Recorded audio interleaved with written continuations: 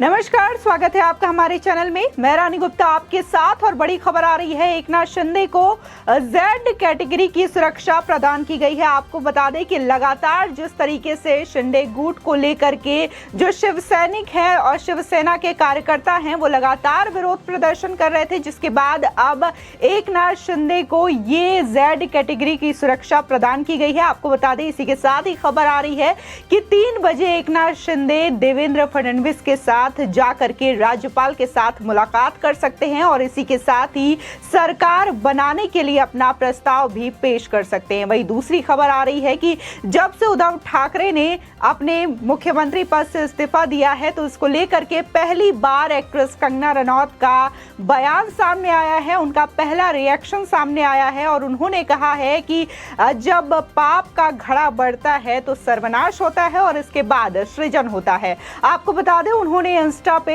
एक video upload करके इस बात का जिक्र किया और उद्धव ठाकरे को, जहां उन्होंने पहले भी ललकारा था जब 2020 में उनके ऑफिस को बीएमसी के द्वारा बुलडोजर से ढहाया गया था, तब भी उन्होंने कहा था कि आज मेरा घर टूटा है, कल तेरा घमंड टूटेगा, ऐसा उन्होंने बोला था। और इसी बात को एक बार फिर से दोहराते हुए उन्होंने कहा कि जिस तरीके से उन्होंने हनुमान चालीसा पर बैन लगा दिया, यानी कि उनका कहना है कि शिवसेना ने जब हनुमान चालीसा पर बैन लगा दिया तो खुद भगवान शिव भी उनकी सुरक्षा नहीं कर सकते थे और आज इसलिए उद्धव ठाकरे की सरकार मुंबई में गिर गई। इसी के साथ ही जहां लोग जो है तमाम तरीके के रिएक्शंस लोगों के भी आ रहे हैं सोशल मीडिया पर, और जहां देखा गया था महाराष्ट्र की सियासत पर, जहां कंगना रनौत का जो है ऑफिस ढाया गया था बीएमसी के द्वारा। इसी के साथ ही अर्नब गोस्वामी जो कि पत्रकार हैं उनको भी गिरफ्तार किया गया था।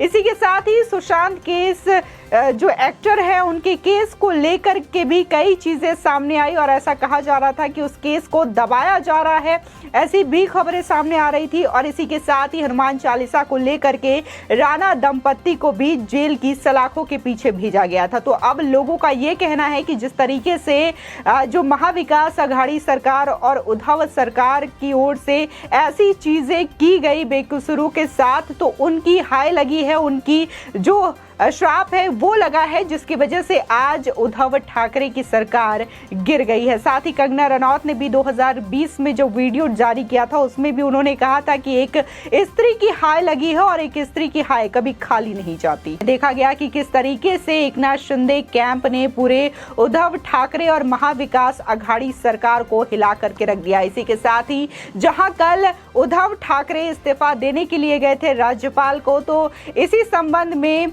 जो जयंत पाटिल है उनका ये कहना है कि एनसीपी प्रमुख शरद पवार को ये नहीं पता था, वो अनजान थे कि उद्धव ठाकरे जो हैं मुख्यमंत्री पद से इस्तीफा देने जा रहे हैं। इसी के साथ ही खबर आ रही है कि एक और एमएलए शिवसेना का बगावत करके वो भी शिंदे कैंप में शामिल हो सकता है। आपको बता दें कि जिस तरीके से देखा गया कि एमएलसी इलेक्शन के बाद कैसे एकनाथ शिंदे जो हैं वो कुछ ही विधायकों के साथ सूरत पहुंचते हैं, और जब शुरुआती अनुमान बताया जा रहा था तो ये कहा जा रहा था कि उनके पास 20 से 25 विधायकों की संख्या है जो कि शिवसेना से अलग होकर के शिंदे कैंप में शामिल हो गए। और जब ये बात सामने आई तब भी एकनाथ शिंदे ये कह रहे थे कि उनके पास हालांकि अभी जो 20-25 विधायकों की संख्या है वो लगातार बढ़ेगी और वो अपनी सरकार बनाएंगे, क्योंकि वो बाला साहब ठाकरे के शिव सैनिक है, क्योंकि वो उनकी विचारधाराओं पर चलते हैं, हिंदुत्व की विचारधाराओं पर चलते हैं। और जब वो सूरत से गुवाहाटी के लिए रवाना हुए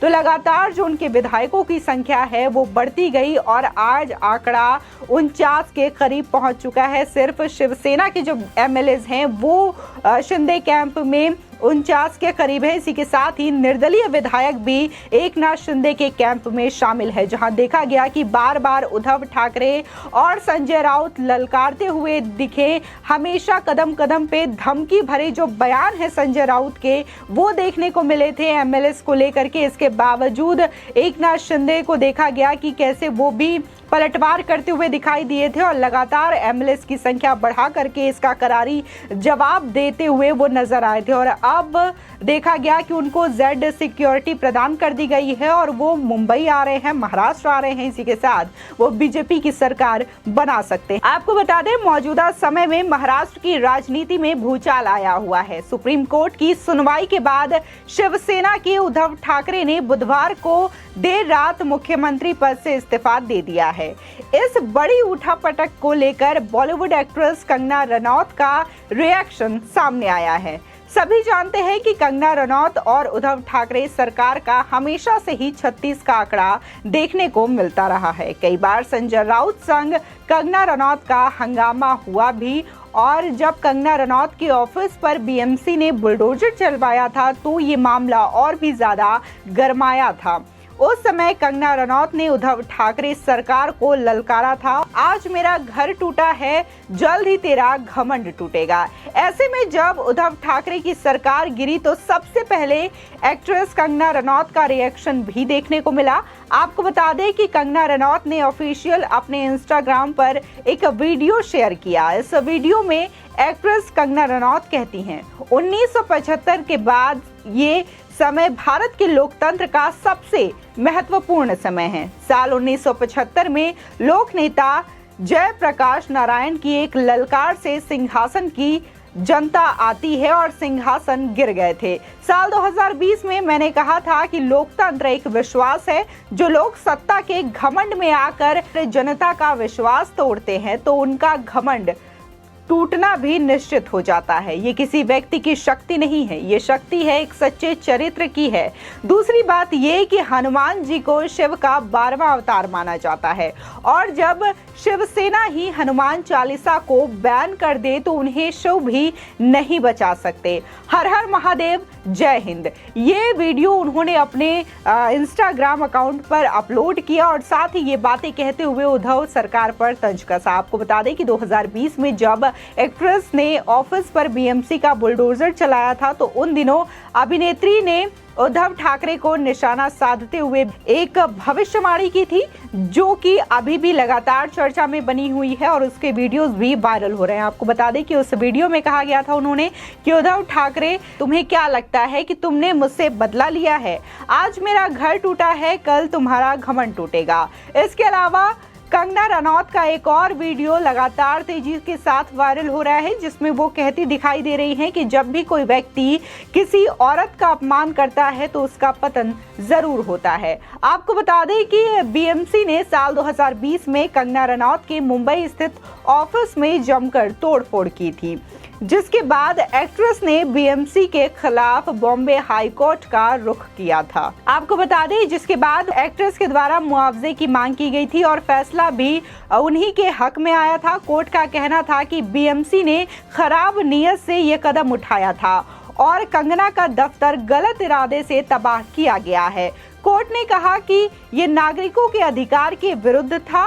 अदालत के फैसले के बाद कंगना रनौत ने ट्वीट किया था और कहा कि जब कोई व्यक्ति सरकार के खिलाफ खड़ा होता है और जीतता है तो वो व्यक्ति की जीत नहीं बल्कि लोकतंत्र की जीत होती है। आपको बता दें, इसी के साथ ही कंगना रनौत का जो रिएक्शन है समय समय पर उद्धव ठाकरे सरकार को लेकर के आता रहा है। इसी के साथ ही जहां वो बार बार उद्धव ठाकरे पर निशाना साधती हुई दिखाई दी है, तो इसी के साथ ही जो शिवसेना के प्रवक्ता हैं संजय राउत, उनसे भी उनका 3 का जो आंकड़ा है वो हमेशा देखने को मिला है और जिस तरीके से उनका ऑफिस ढहाया गया था तब भी दोनों में करारा जवाबी हमला एक दूसरे को लेकर के देखने को मिला था। इसी के साथ ही आज जब उद्धव ठाकरे ने इस्तीफा दे दिया मुख्यमंत्री पद से, तब जाकर के कंगना ने अपना पहला रिएक्शन देते हुए यही कहा कि जब पाप अधिक हो जाता है तो सर्वनाश होता है और सृजन होता है। और सृजन से जो उनका अर्थ था तो यही था कि अब महाराष्ट्र में नई सरकार बनने जा रही है और जहां तक लोगों के द्वारा उम्मीद जताई जा रही है और जो आंकड़े बता रहे हैं तो इससे तय है कि अब महाराष्ट्र में बीजेपी की सरकार बनने वाली है। और इसको लेकर के आज 3 बजे देवेंद्र फडणवीस और एकनाथ शिंदे राज्यपाल के साथ मुलाकात कर सकते हैं और उनको सरकार बनाने का प्रस्ताव भी भेज सकते हैं। इसी के साथ ही माना जा रहा है कि आने वाले जुलाई में देवेंद्र फडणवीस जो हैं वो मुख्यमंत्री के रूप में शपथ ले सकते हैं। आपकी इस खबर पर क्या राय है हमारे कमेंट सेक्शन में जरूर बताएं। आगे की और भी अपडेट के लिए चैनल को सब्सक्राइब करना ना भूलें।